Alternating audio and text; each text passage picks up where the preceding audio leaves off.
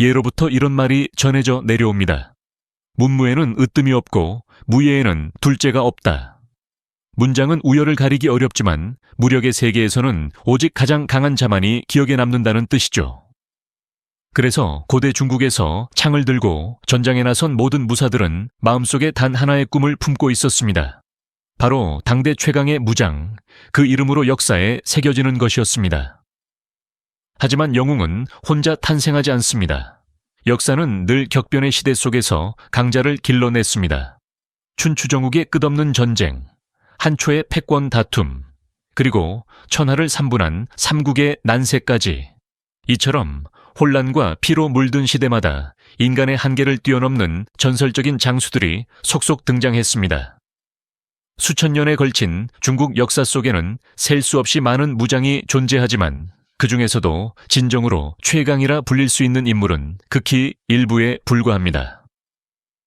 오늘은 그 긴 역사 속에서 선별된 중국 고대 최강의 무장 10인을 순위로 정리해 소개해 드리겠습니다. 10위, 관우, 삼국시대. 관우는 삼국시대를 대표하는 인물 가운데 한 사람으로 유비와 장비와 함께 도원결의를 맺은 의형제로 널리 알려져 있습니다. 후대에 이르러서는 단순한 장수가 아닌 충의의 상징이자 무성, 우상, 으로 신격화될 만큼 압도적인 존재로 평가받았습니다. 그의 무력은 당대에서도 타의 추종을 부러워했습니다. 사람들은 관우를 두고 10,000명을 상대로도 맞설 수 있는 장수, 그 위엄이 천하를 진동시킨다라고 표현했죠. 실제로 관우는 전장에서 보여준 개인 전투력뿐만 아니라 전투 상황을 읽는 능력과 부대를 지휘하는 역량 또한 결코 낮지 않았습니다. 촉한 내부에서는 오랫동안 사실상 최강의 무장, 다른 장수들이 감히 넘볼 수 없는 존재로 여겨졌습니다. 그러나 관우의 일생은 영광만으로 채워져 있지는 않습니다. 그의 이름에 언제나 따라붙는 사건이 바로 형주 징초의 상실입니다. 관우는 형주를 지키는 과정에서 적을 지나치게 얕보았고 동호와의 외교적 긴장을 관리하는 데에도 실패했습니다. 그 결과 전략적 요충지였던 형주를 잃고 말았고 이는 촉한 전체의 운명을 뒤흔드는 치명적인 전환점이 되었습니다. 아무리 개인의 무력이 뛰어나더라도 전쟁은 혼자의 싸움이 아니라는 사실을 관우의 실패는 냉혹하게 보여줍니다. 이 결정적인 실책 때문에 관우는 수많은 영웅들 사이에서 최강이라는 칭호를 끝내 차지하지는 못했습니다. 그래서 그는 중국 역사상 가장 유명한 무장임에도 불구하고 이번 순위에서는 10위, 즉 최하위에 이름을 올리게 된 것입니다. 9위, 양유기, 양요지, 춘추전국시대. 양유기는 춘추전국시대 초나라를 대표하는 명장으로 중국 고대 역사에서 궁술 하나로 전설이 된 인물로 손꼽힙니다. 수많은 무장이 창과 검으로 명성을 쌓던 시대에 그는 오직 한 자루 활과 한 발의 화살로 전장을 지배했습니다.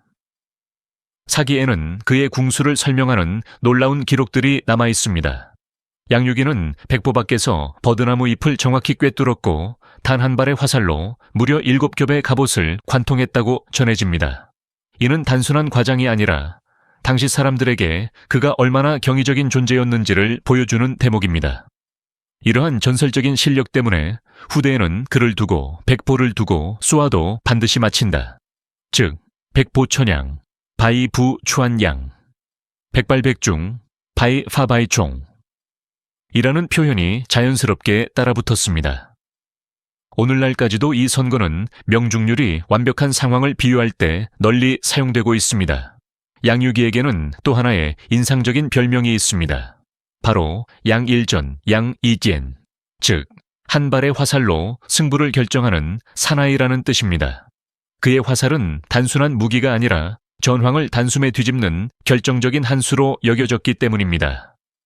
전장에서는 수많은 병사가 충돌하지만 때로는 한 사람, 한 발의 화살이 전쟁의 흐름을 바꾸기도 합니다. 양유기는 바로 그런 존재였습니다. 비록 창과 검을 휘두르며 적진을 돌파하는 유형의 장수는 아니었지만 그의 궁술은 그 어떤 무력보다도 치명적이었고 초나라 군대의 사기를 떠받치는 상징이 되었습니다.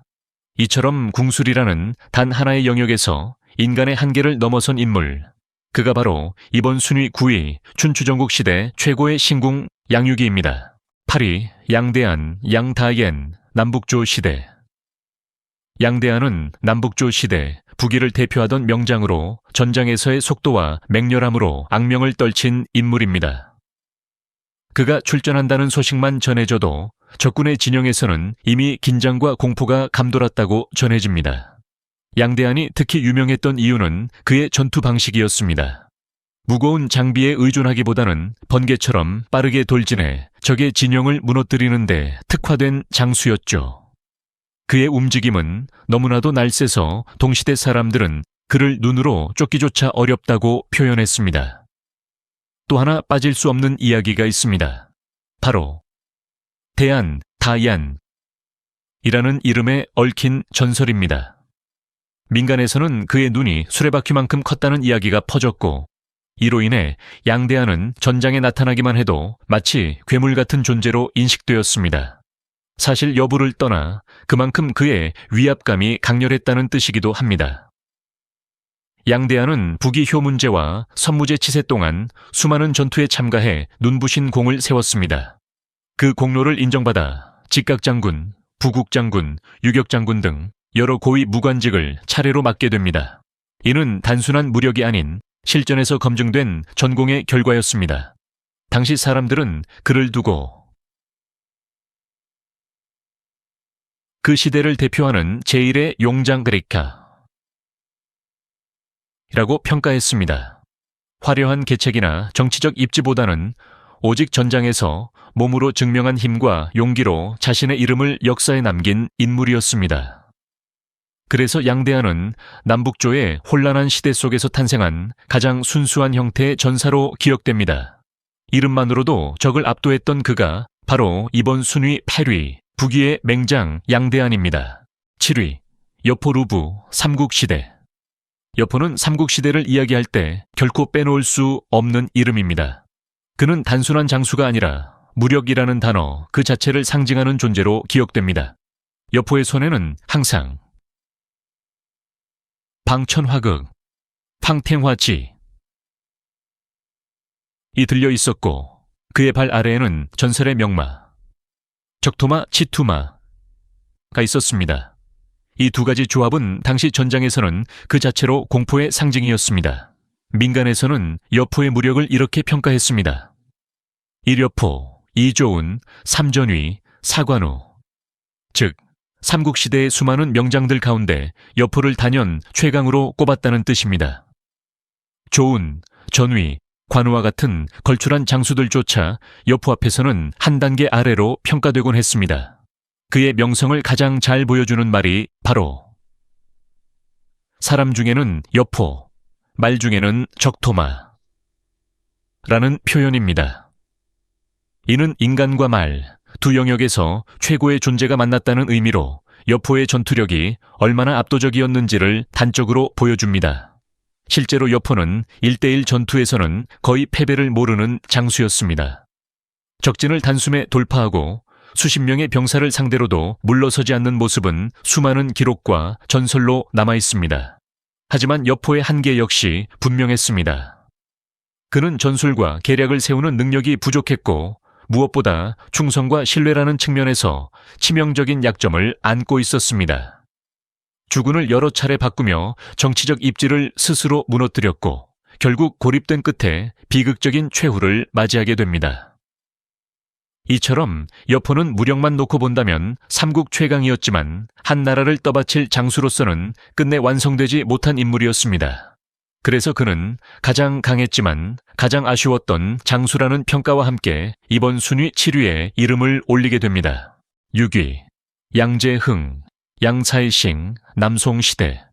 양제흥은 남송시대를 대표하는 맹장으로 민족의 존망이 걸린 전장에서 끝까지 물러서지 않았던 전사로 기억되는 인물입니다.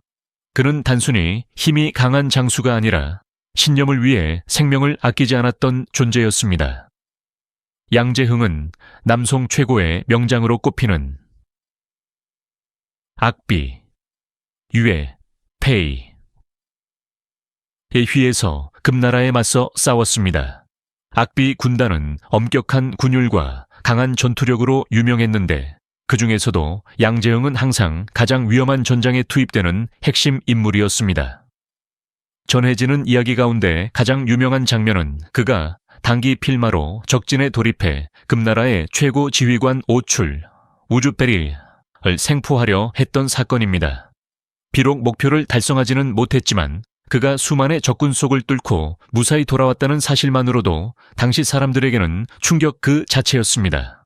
양재흥이 등장한 전투에서 금나라군은 언제나 큰 피해를 입었습니다. 그의 창이 휘둘러질 때마다 수많은 적병이 쓰러졌고 금나라 군사들 사이에서는 양재흥을 만나면 살아남기 어렵다는 말이 퍼질 정도였습니다. 이처럼 그는 개인의 무력과 실전을 겸비한 장수였고 동시대 사람들은 그를 두고 남송에서 다시 나오기 힘든 희대의 맹장이라 평가했습니다. 비록 역사의 주인공이 되지는 못했지만 나라를 위해 몸을 던진 그의 용맹은 지금까지도 남송 부장 가운데 가장 강렬한 이름으로 남아 있습니다. 그래서 양재흥은 이번 순위 6위, 대의를 위해 생명을 걸었던 남송의 전설적인 맹장으로 선정되었습니다. 5위, 서링위, 이예린귀, 당나라. 서링위는 당나라를 대표하는 명장이자 무력과 지략을 겸비한 완성형 군인으로 평가받는 인물입니다. 그의 이름은 단순한 장수의 범주를 넘어 대당의 국력을 상징하는 존재로까지 여겨졌습니다. 서링귀는 전장에서 뛰어난 무력만을 앞세운 장수가 아니었습니다. 적의 움직임을 정확히 읽고 지형과 병력을 유기적으로 운용하는 탁월한 군사적 감각을 지닌 전략가이기도 했습니다. 이 때문에 그는 무장인 동시에 당대 최고 수준의 군사 지휘관으로 인정받았습니다. 그의 대표적인 전공 가운데 하나는 돌궐투주의 세력을 격파한 전투입니다. 기동력이 강한 유목 기병을 상대로 정면 충돌을 피하면서도 결정타를 가하는 전술은 후대까지 회자될 정도로 뛰어났습니다. 또한 서링위는 동북 변경에서 강대한 세력을 자랑하던 고구려를 항복시킨 전쟁에서도 핵심적인 역할을 수행했습니다. 이 전투를 통해 그는 요동 일대를 평정한 장수로 이름을 남기게 됩니다. 서링위를 전설로 만든 것은 이러한 전공뿐만이 아닙니다. 그에게는 수많은 전기, 추한치 같은 일화가 전해집니다. 그 중에서도 가장 유명한 이야기가 바로 삼전정천산 산잔딩티엔샨, 세 발의 화살로 전황을 단숨에 뒤집었다는 전설입니다.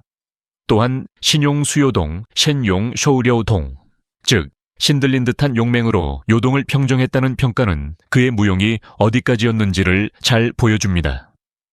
서링위는 이처럼 문무를 모두 갖춘 장수, 전장에서 싸우는 전사이자 전국을 조망하는 지휘관이었습니다. 그의 영향력은 단지 한 시대에 그치지 않고 후대 당나라 무장들의 기준점이 되었습니다. 그래서 그는 이번 순위 5위, 대당 역사 속에서 가장 전설적인 전신 가운데 한 명으로 선정되었습니다. 4위, 악비 유에페이, 남송 시대. 악비는 남송 역사에서 가장 강렬한 존재감을 남긴 명장으로 평가받습니다. 그의 이름은 단순한 장수를 넘어 충절과 군인의 이상을 상징하는 이름이 되었습니다. 남송이 금나라의 침공으로 국군이 흔들리던 시기, 악비는 줄곧 수세가 아닌 공세를 주장했습니다. 적을 막아내는데 그치지 않고 주도권을 되찾기 위해 직접 적진으로 나아가야 한다는 것이 그의 확고한 신념이었습니다.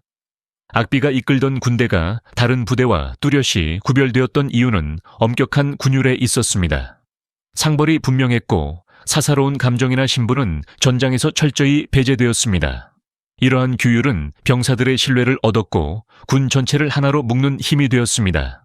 그 결과 악비의 군대는 전투력뿐만 아니라 사기면에서도 타의 추종을 불허했습니다. 남송의 백성들은 그를 진심으로 존경했고 심지어 적국인 금나라에서도 악비의 군대와는 쉽게 맞서지 말라 는 말이 돌 정도였습니다. 특히 주목할 점은 악비가 남송 초기 혼란기 속에서 대규모 방역 작전을 실제로 실행한 거의 유일한 장수였다는 사실입니다. 이는 단순한 용기가 아니라 전략과 조직력을 모두 갖추지 않고서는 불가능한 선택이었습니다. 비록 정치적 음모로 인해 비극적인 최후를 맞이했지만 악비의 군사적 능력과 인격은 세월이 흐를수록 더욱 높이 평가받고 있습니다. 그래서 그는 이번 순위 4위 적조차 고개를 숙였던 남송의 진정한 명장으로 선정되었습니다. 3위 이존효, 리춘셔, 만당 5대 시기. 이존효는 당나라 말기에서 5대에 이르는 극심한 혼란의 시대 속에서 탄생한 전설적인 무장입니다. 그의 이름은 단순한 장수의 범주를 넘어 난세가 만들어낸 무력의 기준으로 기억됩니다. 그는 본래 돌궐계 출신으로 후진, 허우진의 기초를 닦은 명장, 이극용, 리케용의 양자로 들어가게 됩니다. 이극용은 수많은 의자, 이슬을 거느렸지만 그 중에서도 이존효는 단연 가장 두드러진 존재였습니다. 형제처럼 함께 자란 수많은 의자들 가운데 무력과 실전 능력에서 누구도 그를 넘지 못했다고 전해집니다. 이존효의 무예는 말 그대로 비범했습니다.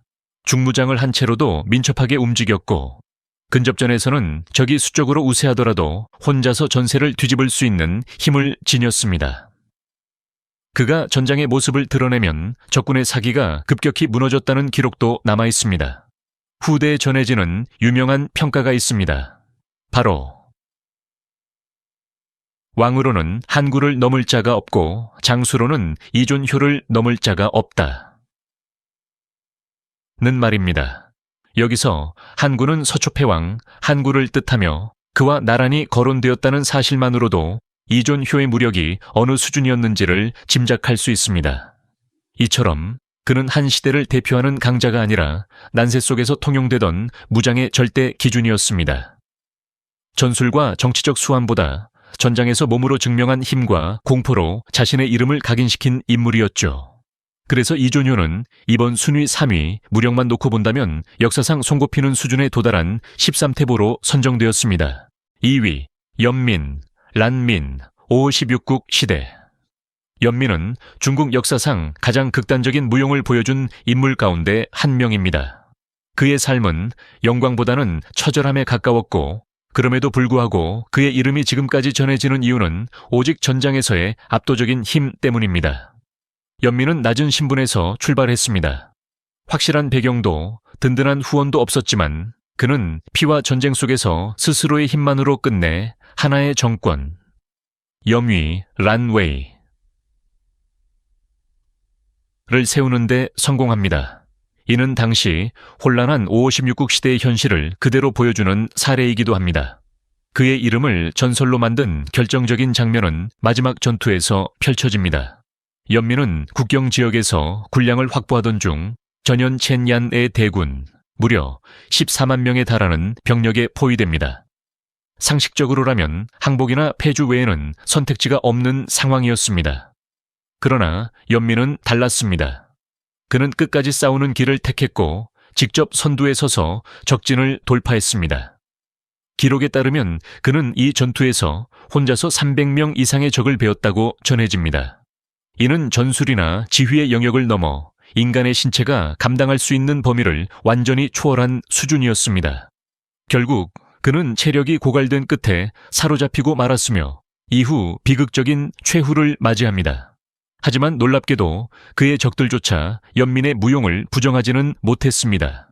그래서 그는 사후에 무도천왕 우더텐왕 이라는 시호를 받게 됩니다. 연민은 영웅이라기보다는 난세가 만들어낸 전장의 화신에 가까운 인물입니다. 이성이나 계산보다 본능적인 투쟁력으로 역사를 흔든 존재였죠. 그래서 그는 이번 순위 2위 비인간적이라는 표현이 가장 잘 어울리는 최강의 무장으로 선정되었습니다. 1위 한구, 샹유, 한초, 패권 다툼기. 한구는 중국 고대 전쟁사에서 무력이라는 개념의 정점에 서 있는 인물입니다. 그의 이름 앞에는 언제나 최강, 무쌍, 전설이라는 수식어가 따라붙습니다. 한구는 전국시대 초나라의 명장. 항연, 샹옌. 이 손자로 태어날 때부터 무장 명문가의 피를 이어받았습니다. 어린 시절부터 그는 보통 사람과는 비교할 수 없는 신체 조건과 괴력을 보였고 무예에 있어서도 타고난 천재로 평가받았습니다. 당시 사람들은 그를 두고 한 사람이 10,000명의 적과 맞설 수 있다고 말했습니다. 진나라 말기 천하를 짓누르던 진 제국이 혼란에 빠졌을 때 역사의 중심에 선 인물이 바로 한구였습니다. 그는 반진, 반친, 연합군의 핵심으로 활약하며 결국 진나라의 폭정에 종지부를 찍는 결정적인 역할을 합니다. 이 과정에서 보여준 그의 전투력과 결단력은 그야말로 압도적이었습니다. 이후 벌어진 한초 전쟁에서 한군은 유방과 천하의 패권을 놓고 맞서게 됩니다. 비록 최종적인 승자는 유방이었고 한군은 패배의 길을 걸었지만 그의 패배는 결코 무능의 결과가 아니었습니다. 오히려 정치와 계략보다 무용이 앞섰던 영웅의 비극에 가까웠습니다. 놀라운 점은 천하를 차지하지 못했음에도 불구하고 한구가 후대에서 받는 존경은 그 어떤 승자보다도 깊고 오래 지속되었다는 사실입니다. 그는 패자였지만 누구도 그의 무력을 부정할 수는 없었습니다. 청나라의 문인 이완방, 리완방은 한구를 이렇게 평가했습니다. 무우의 신묘한 용맹은 천고에 둘도 없다. 이는 단순한 찬사가 아니라 수천 년 중국 역사 전체를 통틀어도 한구와 같은 무장은 다시 나타나지 않았다는 최종적인 평가였습니다. 그래서 한구는 이번 순위 당당한 1위, 승패를 넘어 무력 그 자체의 상징, 서초패왕으로 역사에 남게 된 것입니다.